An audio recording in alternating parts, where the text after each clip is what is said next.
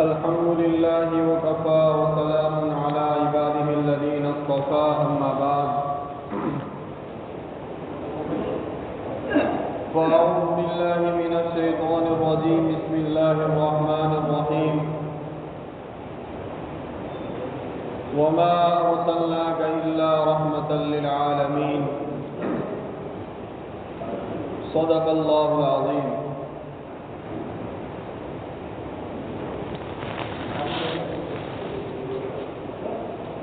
میرے محترم بھائیوں، دوستوں، بزرگوں،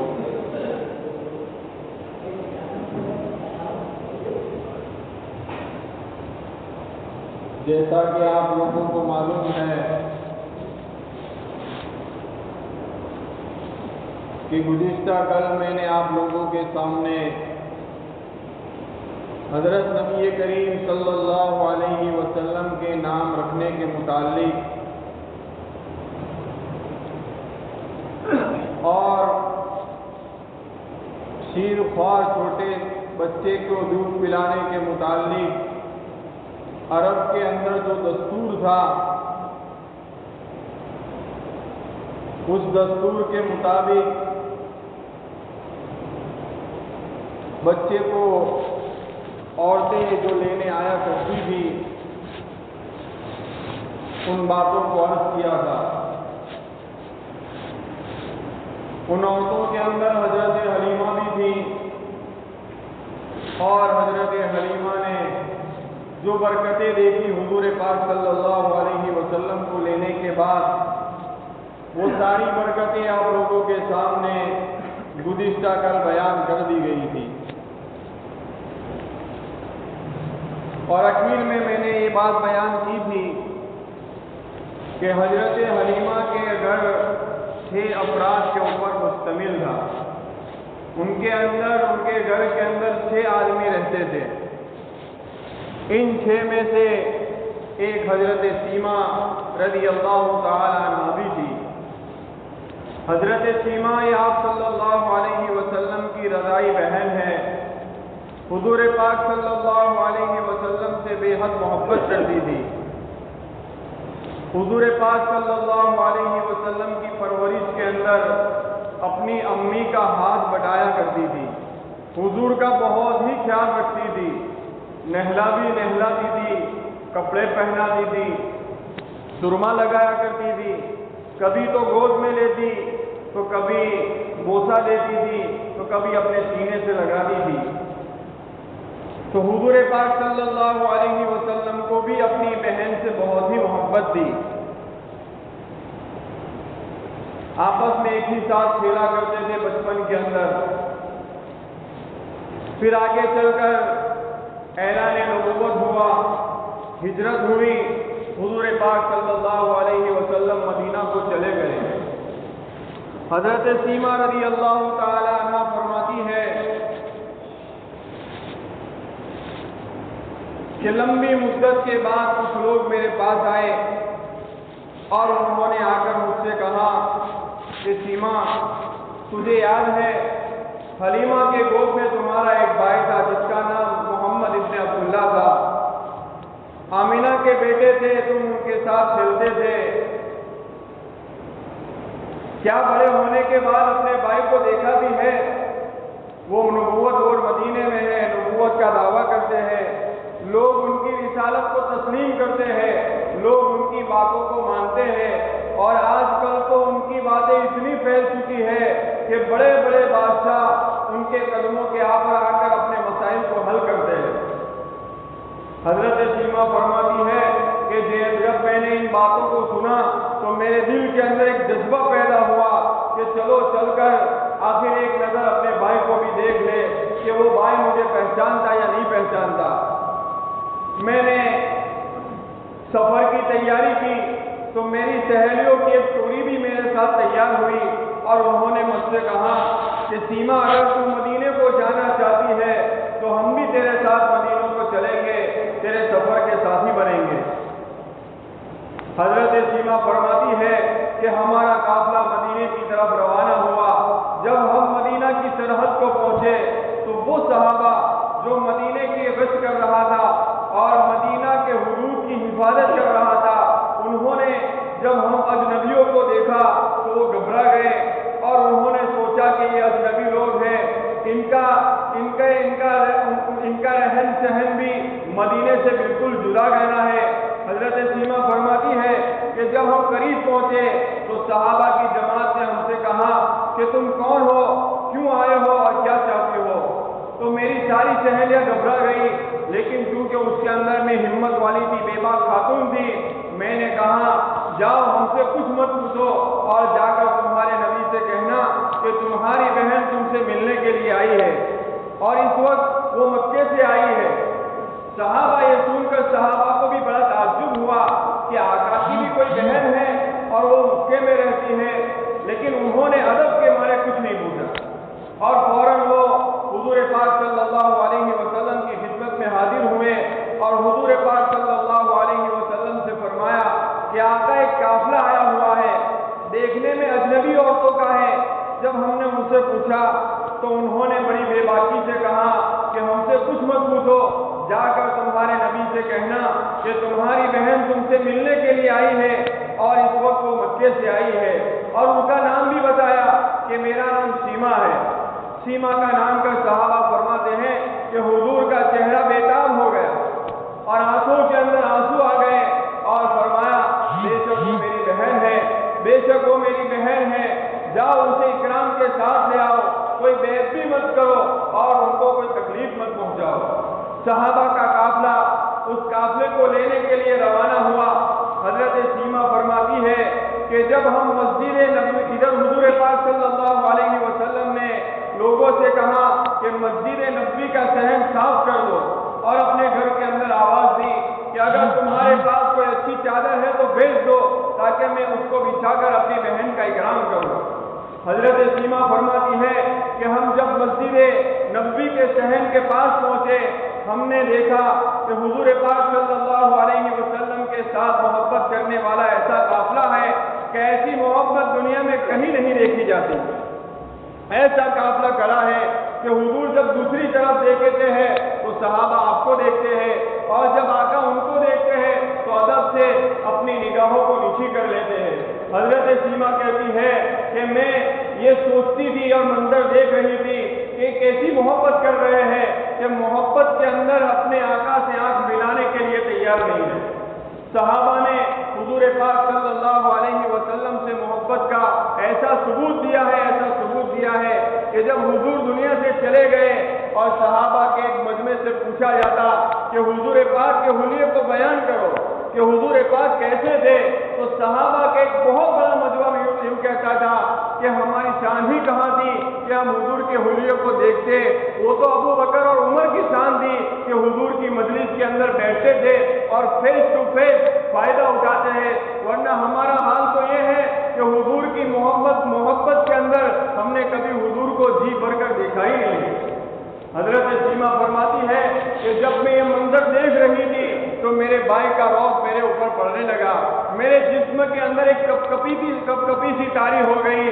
جب میں اور قریب پہنچی تو آقا نے فرمایا کہ بہن اپنی سہیلیوں کو ادھر بٹھا دے چادر پر اور تو میرے قریب آ جا، تو میرے قریب آ جا۔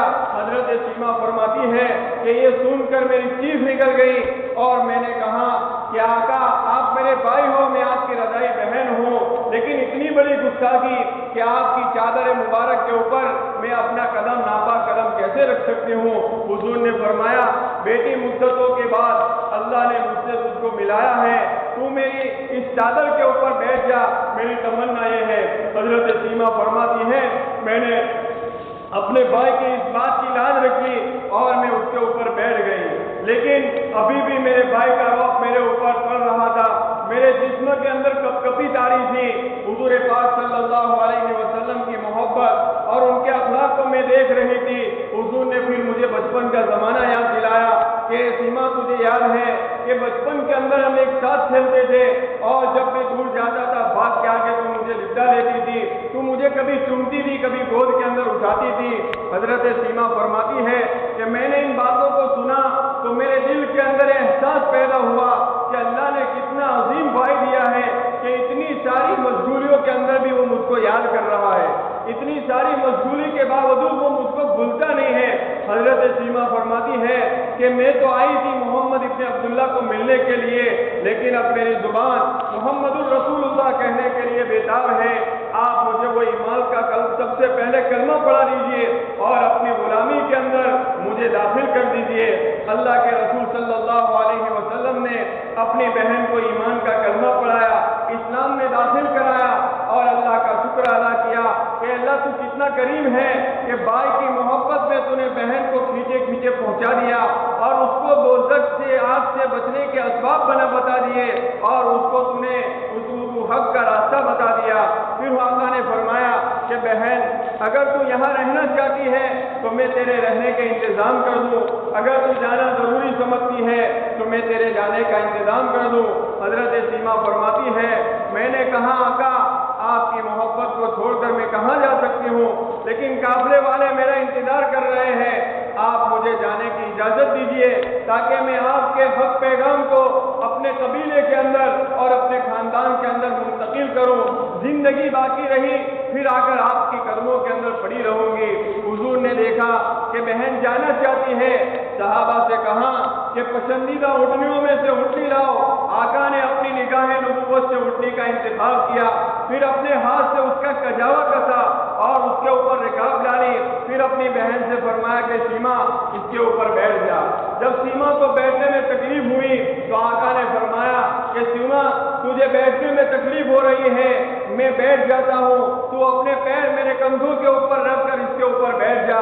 سیما کہتی ہے میری چیخ نکل گئی، میرا کلیجہ پھٹنے لگا اور میں نے کہا کہ آقا اتنی بڑی گستاخی، میں اپنا ناپاک قدم اپنے کاندھے کے اوپر کیسے رکھ سکتی ہوں؟ حضور نے فرمایا بہن پتہ نہیں بعد میں ملاقات ہوگی یا نہیں ہوگی، اللہ نے ملایا ہے، مجھے خدمت کر لینے دیجیے تاکہ مجھے بھی سکون ہو جائے کہ میں نے اپنے بہن کا اکرام کیا، ان کا اعزاز کیا، ان کی خدمت کی ہے۔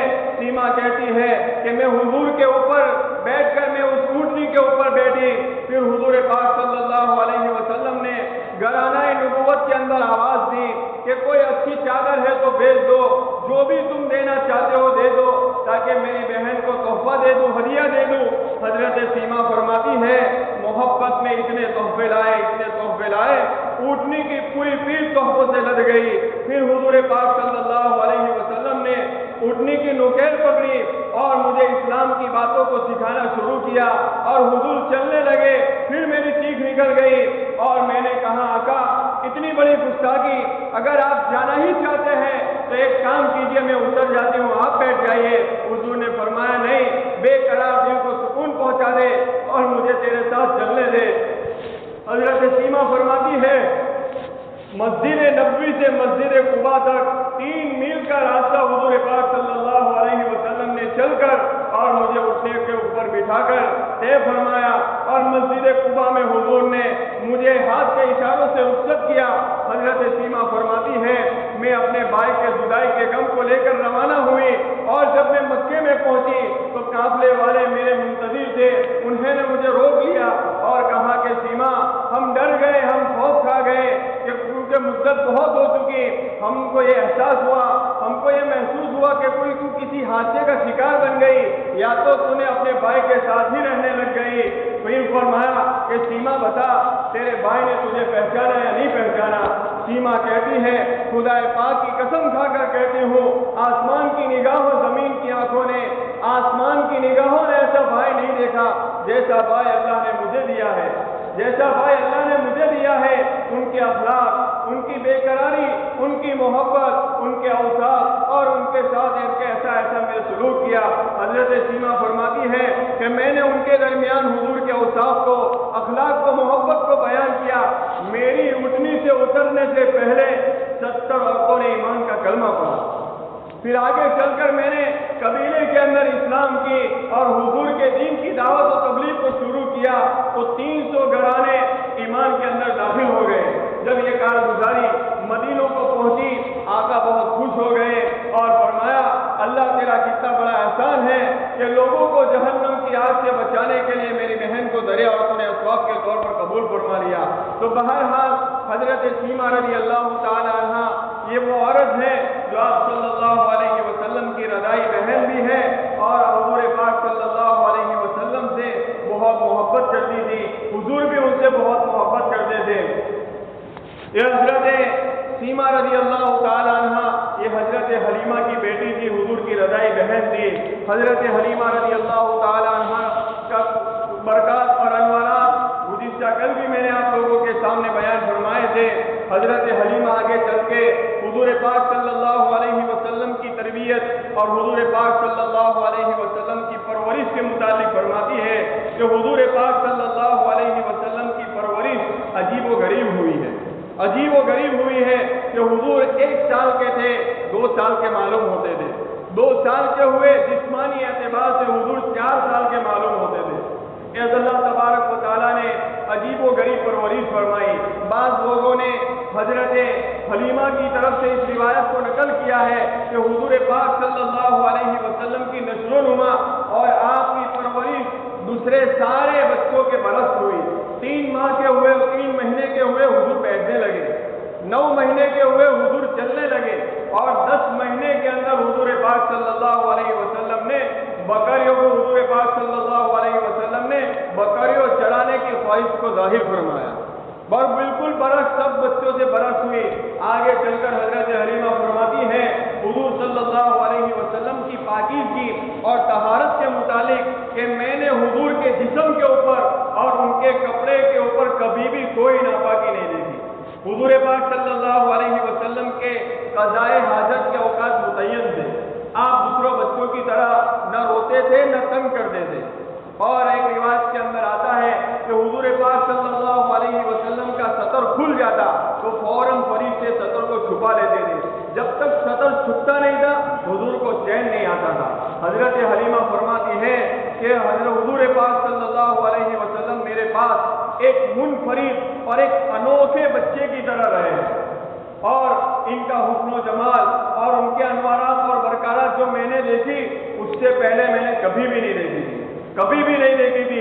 حضرت حلیمہ فرماتی ہے کبھی کبھی میں حضور پاک صلی اللہ علیہ وسلم کے چہروں کو دھونے کے لیے پانی لینے کے لیے جایا کرتی اور جب پانی لے کر واپس آتی خدا پاک کی قسم کھا کر کہتی ہوں یوں لگتا کہ ابھی ہی کسی نے آپ کا چہرہ دھویا ہے، ابھی ہی کسی نے آپ کا چہرہ دھویا ہے۔ حضور پاک صلی اللہ علیہ وسلم بڑے خوبصورت عجیب و غریب اللہ تبارک و تعالیٰ نے آپ کو حسن و جمال دیا تھا۔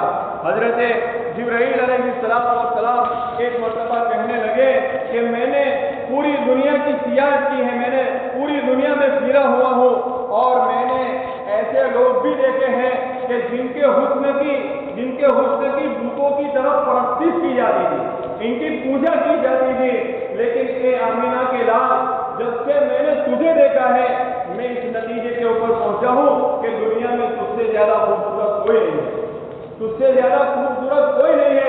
یہی وجہ ہے کہ حضرت عائشہ رضی اللہ تعالیٰ عنہ فرمایا کرتی تھی کہ مصر کی عورتوں نے یوسف کے حسن کو دیکھ کر انگلیاں کاٹ ڈالی، مصر کی عورتوں نے یوسف کے حسن کو دیکھ کر انگلیاں کاٹ ڈالی، اگر میرے محبوب کو دیکھتی تو اپنے کلیجے کو کاٹ ڈالتی۔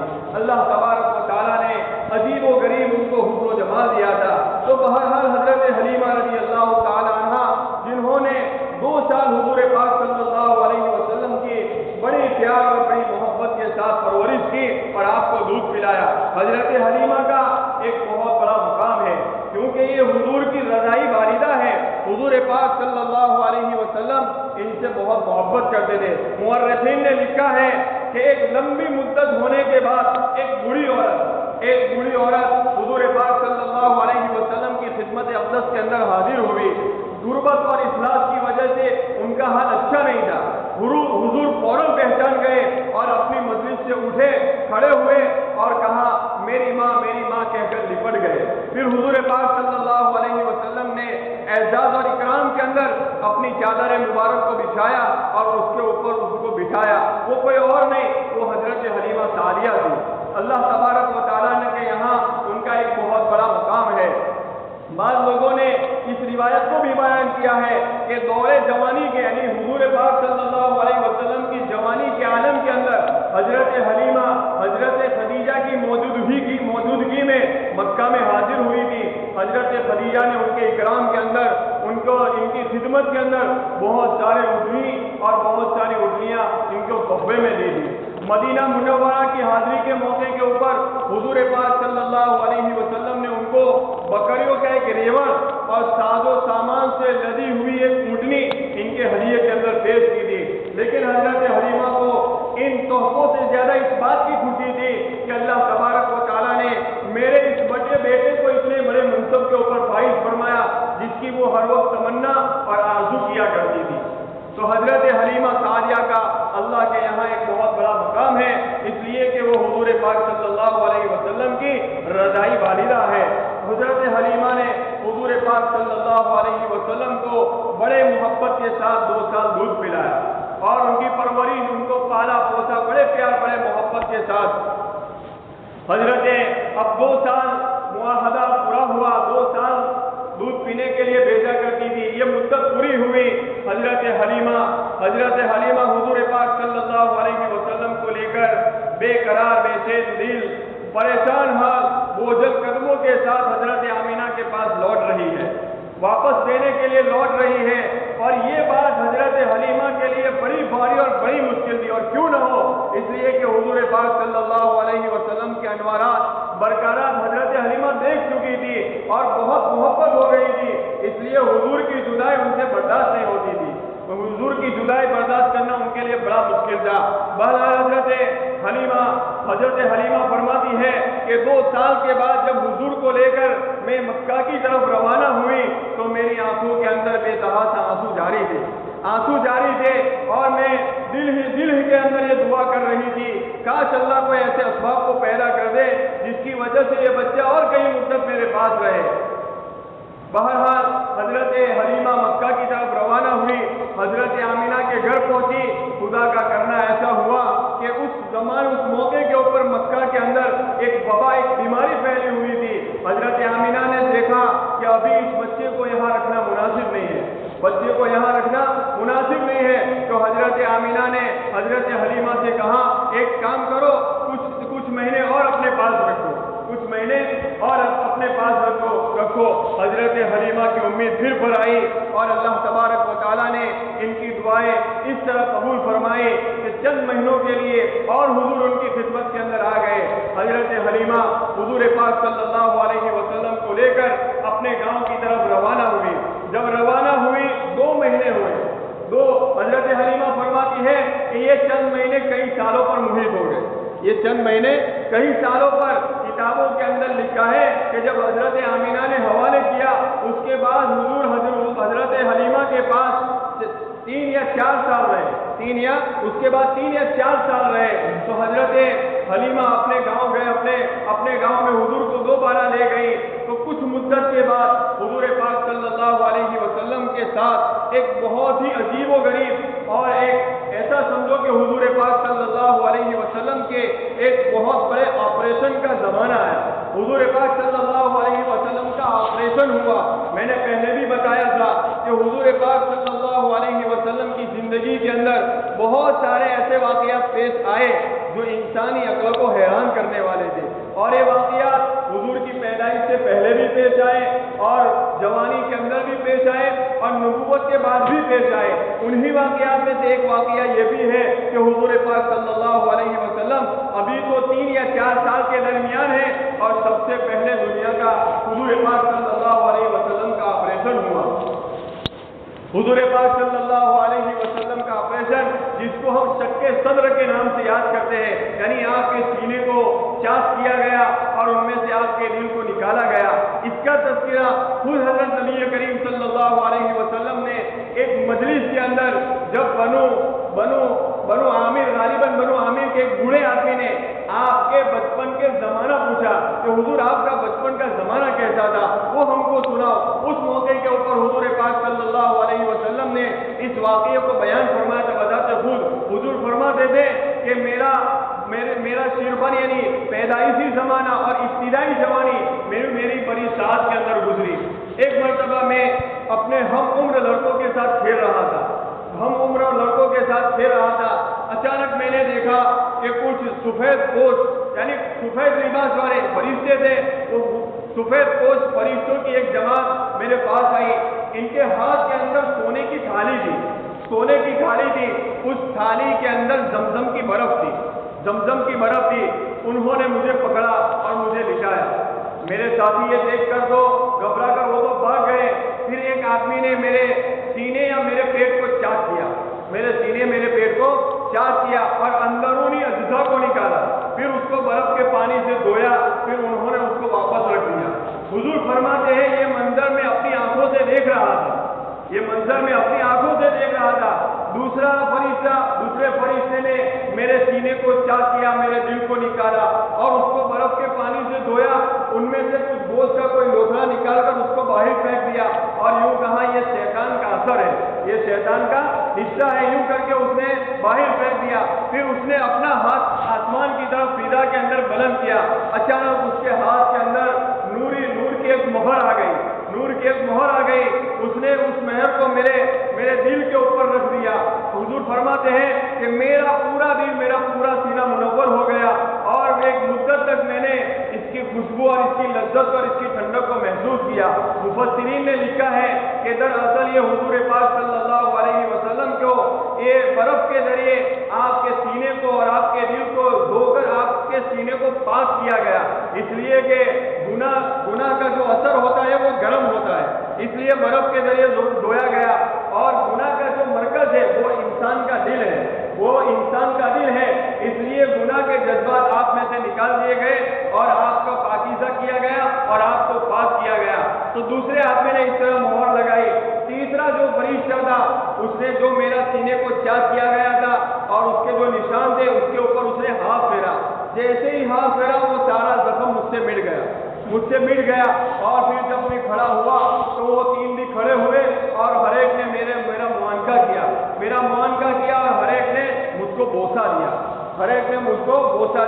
پھر حضور پاک صلی اللہ علیہ وسلم کی مہر نبوت لگائی گئی۔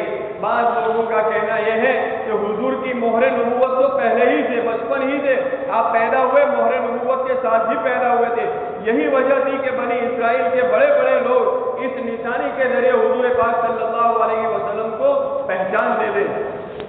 البتہ بعض لوگوں کا کہنا یہ ہے کہ مہر تو پہلے ہی تھی لیکن یہ تجدید کے لیے دوسری مرتبہ اس مہر کے اوپر دوسری مہر کو لگا دی گئی۔ تو جب یہ واقعہ پیش آیا حضرت حلیمہ گھبرا گئی۔ شق صدر کا جو واقعہ پیش آیا اس نے اپنے شوہر حارث سے مشورہ کیا کہ اب کیا کیا جائے۔ حضرت حارث نے کہا کہ اب یہ بچہ اس کی امی کے حوالے کر دو۔ مورخین روایت میں ملتا ہے کہ حضور پاک صلی اللہ علیہ وسلم کے سپرد اور حضرت آمینہ کو حوالے کرنے کی اور بھی وجہ ہے، ان میں ایک وجہ یہ بھی ہے کہ جو بھی کوئی یہودی حضور پاک صلی اللہ علیہ وسلم کو دیکھتا تو بالکل بغور اس کا مشاہدہ کرتا۔ حضرت حلیمہ فرماتی ہے ایک مرتبہ بنو سعد کے قبیلے کے پاس سے کچھ یہودی گزر رہے تھے، تو میں نے ایک یہودی سے اس بچے کی شان بیان فرمائی تو وہ یہودی فوراً یوں بولنے لگا کہ اس بچے کو قتل کر دو، اور دوسرا یہودی تھا وہ یوں کہنے لگا کیا یہ بچہ یتیم ہے، کیونکہ ہم کو یہ علم دیا گیا ہے کہ آخری زمانے کے اندر ایک نبی آئے گا جو یتیم ہوگا۔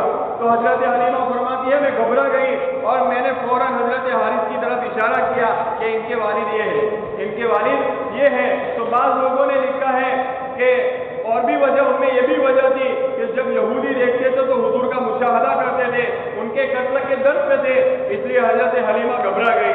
حضرت حلیمہ دل نہ چاہتے ہوئے حضور پاک صلی اللہ علیہ وسلم کو دوبارہ پریشان دل کے ساتھ وہ حضرت آمینہ کو حوالے کرنے کے لیے روانہ ہوئی۔ مکہ کی بلندی کے اوپر چڑھی اور ایک جگہ کے اوپر حضرت حلیمہ بیٹھ گئی اور حضور پاک صلی اللہ علیہ وسلم کو بھی ایک جگہ کے اوپر بٹھا دیا اور وہ اپنی قضائے حاجت کے لیے تشریف لے گئی۔ جب قضائے حاجت ختم کرنے کے بعد اس جگہ کے اوپر حضرت حلیمہ آئی تو حضور ہی وہاں نہیں تھے، حضور ہی غائب تھے۔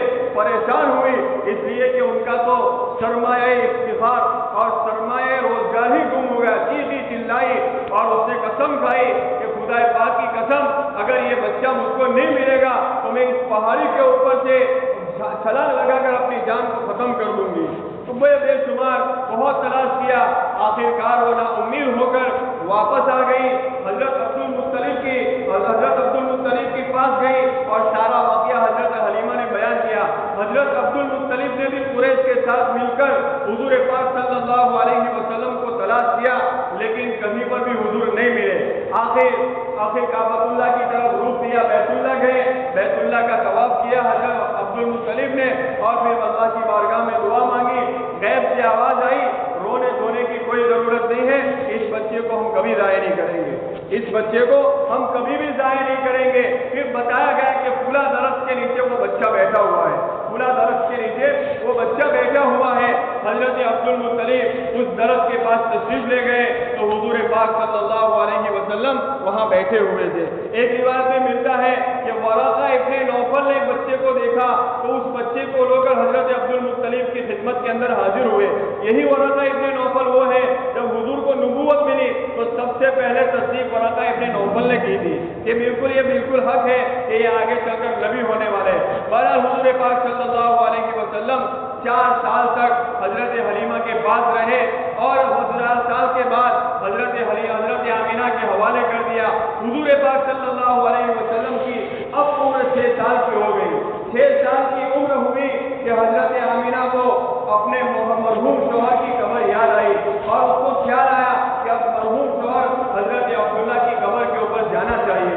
اب یہ حضور پاک صلی اللہ علیہ وسلم کو لے کر اپنے شوہر کے قبر کے پاس کیسے گئی اور پھر وہاں کیا حادثہ بنا، انشاءاللہ اس کا آئندہ کل بیان فرمائیں گے۔